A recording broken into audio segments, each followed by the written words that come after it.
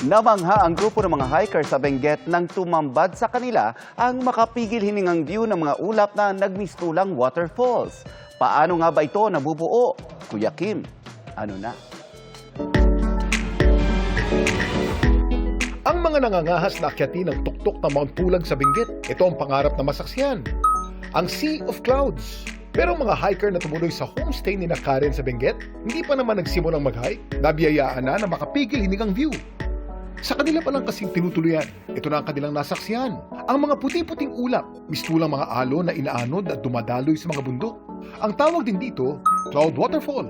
Ang namangha po kami kasi parang the day before, sobrang wala po talagang clearing, like very cloudy. Tapos kinabukasan po, nagulat po kami kasi sobrang ganda ng weather. Tapos yun po, may nakita po kaming Sea of Clouds.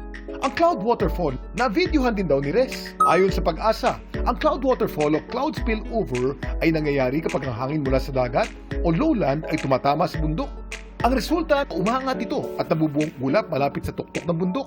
Kapag narating naman itong peak, ang hangin dumadaloy pababa sa kabilang bahagi ng bundok. Kaya ang nabuong ulap, nagsispill over o mistulang isang waterfall na inaanod sa gilid ng bundok. Ang uri ng ulap na nandito ay stratocumulus cloud.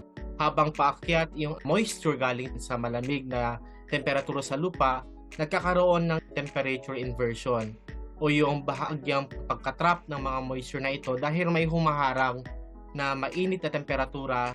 Maaari magdulot ito ng mga may hinang pag-ulan. Laging tandaan, importante ang may alam. Ito po si Kuya Kim at sagot ko kayo, 24 oras.